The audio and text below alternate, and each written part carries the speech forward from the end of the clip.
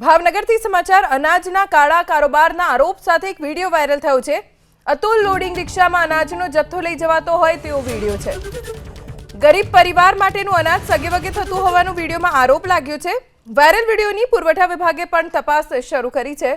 ભાવનગરમાં અનાજના કાળા કારોબારનો આરોપ લાગ્યો છે। આરોપ સાથેનો એક વિડીયો વાયરલ થયો જેમાં રિક્ષામાં અનાજનો જથ્થો લઈ જવાતો હોય તેવું જોવા મળ્યું। ગરીબ પરિવારો માટેનું અનાજ સગેવગે થતું હોવાનો આરોપ આ વિડીયોમાં લાગ્યો છે। વધુ જાણકારી અમારા સંવાદદાતા પાર્થ મજેઠિયા પાસેથી પ્રાપ્ત કરીશું। પાર્થ, આ વિડીયોને લઈને તપાસ શું થઈ રહી છે? તે જણાવી દો, હાલ આ જે વિડીયો છે તે વાયરલ થયો છે, જેને લઈને ભાવનગરનું પુરવઠા વિભાગ છે તે એકદમ એક્શનમાં આવ્યું છે અને તપાસ શરૂ કરી છે।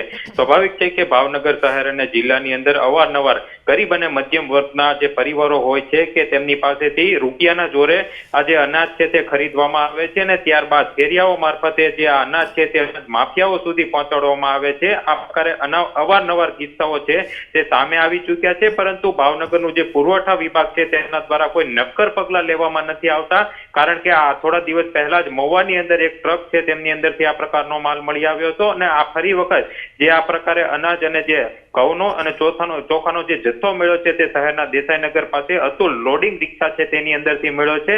જોકે આ જે વિડીયો વાયરલ થયો છે ત્યારબાદ તપાસ શરૂ કરાઈ છે, પરંતુ તપાસના અંતે જોવાનું રહ્યું કે પુરવઠા વિભાગ દ્વારા કેવા પ્રકારના પગલાં છે તે લેવામાં આવે છે। પાર્થ, આભાર જાણકારી આપવા માટે।